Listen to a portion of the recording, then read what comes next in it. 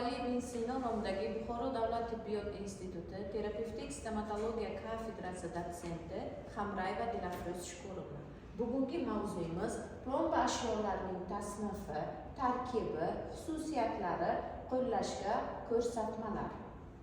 Plombalash bu yo'qotilgan tish to'qimasini anatomik shakli va funksiyasini plomba yordamida tiklashga aytiladi. Bu yerda klinik rasmlar ko'rsatilgan.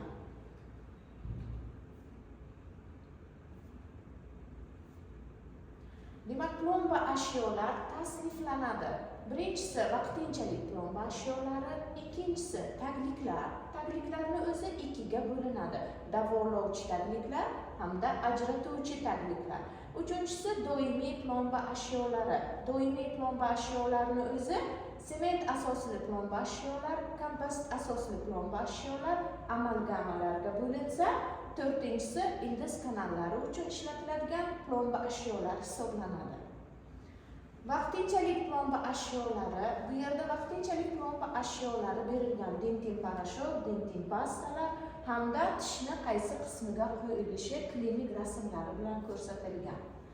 Demak, vaqtinchalik plomba ashyolari sun'iy dentin tarkibi jihatdan kukun hamda distillangan suvda qoriladi. Kukunning tarkibi rux oksidi 66%, rux sulfati 24%, kaolin 10%ni tashkil etadi. Sun'iy dentin kukun distillangan suvga qorilishi hisobidan, demak, plomba ashyosi, vaqtinchalik plomba ashyosi hosil bo'ladi. Bu yerda sun'iy dentinni rasmi ko'rsatilgan. Sun'iy dentinning xususiyatlari. Demak, har bir plomba ashyosining ijobiy va salbiy xususiyatlari mavjud. Ijobiy xususiyati birinchisi bu qo'llashning oddiyligi hisoblansa, ikkinchisi bo'shliqni yaxshi germetizatsiyasi hisoblanadi. Uchinchisi tish pulpasi va organizmga, demak, nojo'ya ta'siri yo'qligi. Keyingisi bo'shliqqa oson qo'yilishi va olinishi, arzonligi, og'iz bo'shlig'ida 1-3 daqiqada qotishi, salbiy xususiyati esa mexanik ta'sirga chidamliligi past. Shu uchun ham sun'iy dentin 1-3 kunga qo'yiladi. Bu vaqtinchalik plomba ashyosining ikkinchi vakili bu dentin malhami hisoblanadi. Demak, dentin malhami tayyor holda ishlab chiqariladi. Sun'iy dentin kukuni va chinnigul shaftoli moyi aralashmasidan iborat. Demak, sun'iy dentin rasmlari ko'rsatilgan pasta shaklida ishlab chiqariladi. Sun'iy dentin xususiyatlari: qo'llashning oddiyligi, sun'iy dentinga nisbatan mustahkamligi, 2 haftagacha qo'yilishi, bo'shliqda zichlashtirish kerak, antiseptik ta'sirga ega bo'lishi, tana haroratida og'iz bo'shlig'ida 2 soat davomida qotishi. Demak, plomba ashyolar vaqtinchalik plomba ashyolaridan keyingisi bu tagliklar hisoblanadi. Tagliklarning o'zi davolovchi tagliklar hamda ajratuvchi tagliklarga bo'linadi. Davolovchi tagliklar bu davolovchi ta'sir ko'rsatadigan karies kavagina tubiga qo'yiluvchi taglik hisoblanadi. Ajratuvchi tagliklar tish pulpasini doimiy plombaning nojo'ya ta'siridan himoyalovchi taglik hisoblanadi. Davolovchi tagliklar tasniflanadi. Birinchisi odontotrop, ikkilamchi dentinni hosil bo'lishini tezlashtiruvchi, ikkinchisi biologik antimikrob yallig'lanishga qarshi ta'sir etuvchi, uchinchisi kombinerlangan davolovchi tagliklar. Demak, tasvirlarda kalsimol, kalsikur hamda life plomba ashyolari berilgan. Bular davolovchi tagliklarga misol bo'la oladi. Odontotrop kalsiy gidroksi asosli davolovchi tagliklar. Demak, pulpaga yallig'lanishga qarshi ta'sir ko'rsatishi, odontoblastlarni stimullashtirishi, pulpaning dentin qavatini mineralizatsiyasini kuchaytirishi, yallig'lanishga qarshi antimikrob va odontotrop ta'sirga ega bo'lishi, ikkilamchi dentin hosil bo'lishini jadallashtirishi kerak. Demak, tasvirda life plomba ashyosi ko'rsatilgan davolovchi taglikka kiradi. Biologik davolovchi tagliklarning tarkibi va xususiyati. Birinchisi, bu tarkibida fermentlar bo'lishi kerak, yallig'lanishga qarshi moddalar bo'lishi kerak, antimikrob moddalar hamda qo'shimcha moddalardan tarkib topgan bo'lishi kerak. Demak, biologik davolovchi tagliklar qotmaydi, mexanik mustahkam emas, o'zining faolligini tez yo'qotadi, 1-2 kunga qo'yiladi va kalsiy gidroksi tarkibli davolovchi taglikka almashtiriladi. Kombinerlangan davolovchi tagliklar tarkibi odontotrop vositalar bo'lishi kerak tarkibida. Demak, odontotrop xususiyati bu kalsiy gidroksid asosli moddalar, ftalatlar, kalsiy glitsirofosfat, gidroksiapatitlar va boshqa elementlar beradi. Ikkinchi xususiyati bu yallig'lanishga qarshi vositalarning bo'lishi, glikokortikoidlar, nonsteroid vositalar. Uchinchisi antimikrob vositalar. Demak, tarkibida xlorgeksidin, metronidazol, lizotsin, natriy gipoxlorid, etoniy malhami bo'lishi kerak. Keyingisi proteolytik fermentlar. Demak, buni tarkibida fermentlar bo'lganligi uchun ham bu kombinerlangan davolovchi tagliklarga kiradi. Demak, fermentlardan, gormonlardan deksametazon va antibiotiklar tarkibli bo'lishi kerak. Deksametazon bu yallig'lanishga qarshi, pulpadagi shish, tomirlarning ezilishi va ishemiyasini tez bartaraf etadi. Antibiotiklar esa patogen mikroorganizmlarga qarshi kurashadi va bular 1 kundan 3 kungacha qo'yilishi mumkin. Davolovchi tagliklarni qo'yish sxemasi. A rasmimizda davolovchi tagliklar pulpa shoxining ustida qo'yilgan. B rasmimizda, demak, pulpa uchun kombinerlangan malhamlar ishlatilgan. Ajratuvchi tagliklarga qo'yiladigan talablar. Pulpani turli ta'sirlardan himoyalash va zararli ta'sir etmaslik. Charxlash va plombalashdan keyin paydo bo'luvchi sezgirlikni oldini olish. Dentinga remineralizatsiyalovchi ta'sir etishi. Chaynov bosimiga chidamli bo'lishi kerak.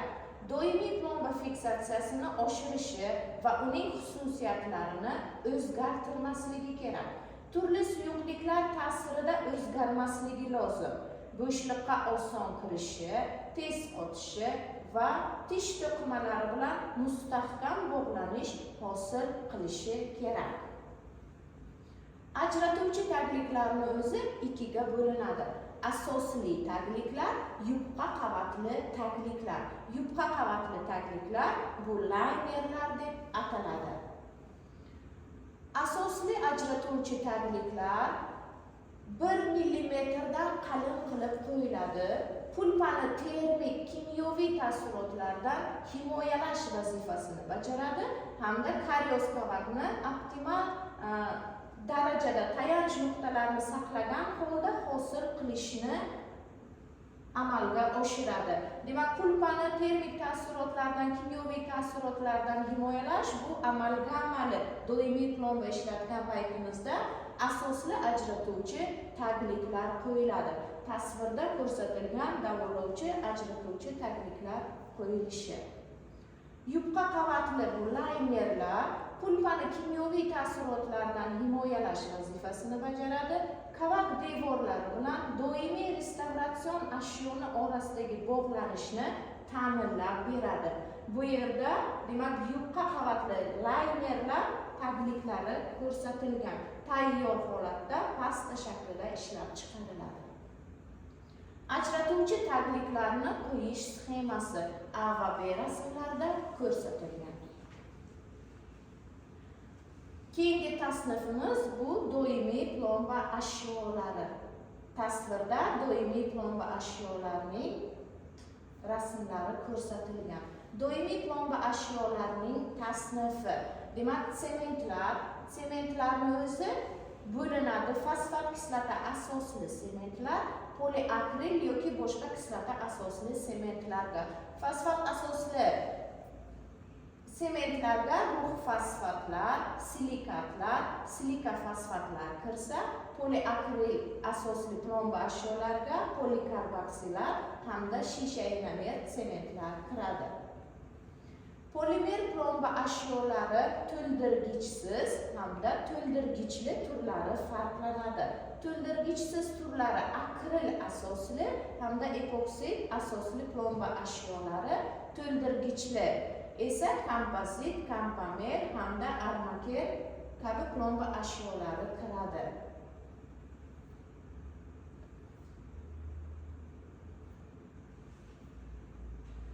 Rux fosfat sementlar. Rux fosfat sementlar kukun hamda suyuqlik shaklida ishlab chiqariladi. Kukun tarkibi rux oksid 75-90% ni tashkil etadi, magniy oksid 5-13% ni tashkil etadi, alyuminiy oksid 0,3 hamda 1% ni tashkil etadi. Suyuqlikning tarkibi fosfat kislota neytrallangan ortofosfat kislotasining suvli eritmasi hisoblanadi. Bu yerda demak rux fosfat asosli sementlar keltirilgan unitsem va unifaz plomba ashyosi. Bularning ikkalasi ham ajratuvchi taglik sifatida ishlatiladi. Demak tarkibi, kukun tarkibi rux oksid karios kavak devorlariga plombaning yopishishini, adgeziyasi va plastikligini ta'minlab beradi. Kremniy oksid plomba ashyosiga shaffoflik, shishasimonlik va yaltiroqlik beradi. Magniy oksid plastikligini va mexanik mustahkamligini oshiradi. Kalsiy oksid sementni birikish vaqtiga ta'sir etib, qovushqoqligini oshiradi. Suyuqlik tarkibi esa siropsimon, shaffof, cho'kmasiz, hidsiz suyuqlik hisoblanadi. Rux fosfat sement vakillari: fosfat sement unifaz, visfat, unitsem, unifaz 2, adgezer hamda tenet. Rasmda adgezer hamda unitsem plomba ashyolari keltirilgan. Bular ajratuvchi taglik uchun ishlatiladi. Demak, rux fosfat sementlarning mexanik xususiyatlarini yaxshilash uchun va ularga bakteriotsid xususiyat berish uchun ularga metal va ularning tuzlari qo'shiladi. Kumush tutuvchi sementlar, fosfat sementlar tarkibida demak kumush tutadi. Fosfen bakteriotsid sementlar, mis va vismut oksidi qo'shilgan sementlarda esa visfat sement hamda dioksid visfat kiradi. Demak, tasvirda plomba ashyosining rasmi ko'rsatilgan. Rux fosfat sementlarning ijobiy tomoni. Demak, birinchisi bu plastikligi hisoblanadi. Keyingisi kavakka yaxshi yopishishi, kam issiqlik o'tkazishi, pulpaga salbiy ta'siri yo'qligi hamda rengen kontrastligi. Bu rengen qilingan paytida demak rengenlar ko'rinishi. Rux fosfat sementlarning salbiy tomoni: g'ovakligi, so'lakka kimyoviy turg'un emasligi, so'lak ta'sirida, suv ta'sirida eriydi, mexanik mustahkamligi yuqori emas, emali rangidan farqlanadi, shuning uchun ham estetik talablarga javob bermaydi. Qotgandan keyin hajmini o'zgartirishi, cho'kmaga tushishi mumkin. Silikat sementlar. Silikat sementlar kukun hamda suyuqlik shaklida ishlab chiqariladi. Demak, kukun tarkibi alyuminiy silikat va ftor tuzlari tarkibli maydalangan shisha hisoblanadi. Ikkinchi tarkibi bu kremniy oksidi hisoblanadi. Bu 47% gacha kremniy oksidini o'zida tutadi. Alyuminiy oksid 35% gacha, kalsiy va natriy ftaritlar 15% gacha tarkibida bor. Demak, suyuqligi fosfor kislotasining neytrallangan qismi hisoblanadi. Demak, silikat sement tarkibidagi kremniy oksid bu shaffoflikni beradi, alyuminiy oksid esa demak mustahkamlikni ta'minlab beradi. Silikat sement vakillari: silitsen 2, silitsen P, silitsen plus, Fritex silikat. Demak, bunda bu tasvirda demak plomba ashyolari, silikat sement vakillari keltirilgan silitsen plus bilan hamda belatsin plomba ashyosi. Silikat sementlarning ijobiy tomoni: demak, mexanik mustahkamlik, shaffoflik, yaltiroqlik xususiyatiga ega, tish emaliga nisbatan o'xshaydi. Ftaritlarning ko'p miqdorda bo'lishi, demak, profilaktik effekt beradi. Bu ikkilamchi kariyesni oldini oladi. Arzonligi, oson qorilishi, plastikligi, termik kengayish koeffitsiyenti tish to'qimalariga yaqin hisoblanadi. Silikat sementlarning salbiy tomoni: tish to'qimasiga birikishining susligi, pulpaga toksik ta'sir ko'rsatadi, mo'rt hisoblanadi, cho'kmaga tushishi nisbatan ko'proq, rentgen kontrast emas, rentgen tasviriga ko'rinmaydi hamda abrazivlik xususiyati mavjud. Silikofosfat sementlar kukun va suyuqlik shaklida ishlab chiqariladi. Kukun tarkibida maydalangan alyuminiy silikat shisha, silikat sement kukuni 80% ni tarkibida tashkil etsa, sink fosfat sement kukuni esa 20% ni tashkil etadi. Suyuqlikning tarkibi fosfor kislotalarining aralashmasi hisoblanadi. Rasmda demak silikofosfat sement vakillari ko'rsatilgan. Silikofosfat sement vakillari silidon 2, laktadon, beladon hamda demak tasvirda beladon plomba ashyosi ko'rsatilgan. Silikofosfat sementlarning ijobiy tomoni: demak, birinchi mexanik mustahkam, nisbatan boshqa plombalarga nisbatan mexanik mustahkam hisoblanadi. Mo'rt silikat sementlarga nisbatan kam, silikat sementga nisbatan yopishishi yaxshi, plastik, arzonligi hamda rentgen kontrastlik xususiyati, termik kengayish koeffitsiyenti tish to'qimasiga yaqin xususiyati bor. Silikofosfat sementlarning salbiy tomoni: tish to'qimasi rangiga mos emas, shuning uchun ham kosmetik talablarga javob bermaydi. Toksik, demak, pulpaga nojo'ya ta'sir ko'rsatadi, so'lak ta'sirida eruvchan hisoblanadi. Polikarboksilat sementlar kukun va suyuqlik shaklida ishlab chiqariladi.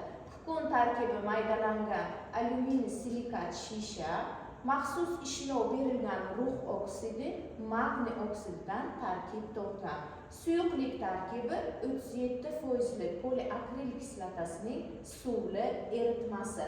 Tasvirda polikarboksilat sementlar misol keltirilgan. Demak, suyuqlik hamda parashok shaklidagi plomba ashyolari. Polikarboksilat sement vakillari: Bellator, demak, adgezer.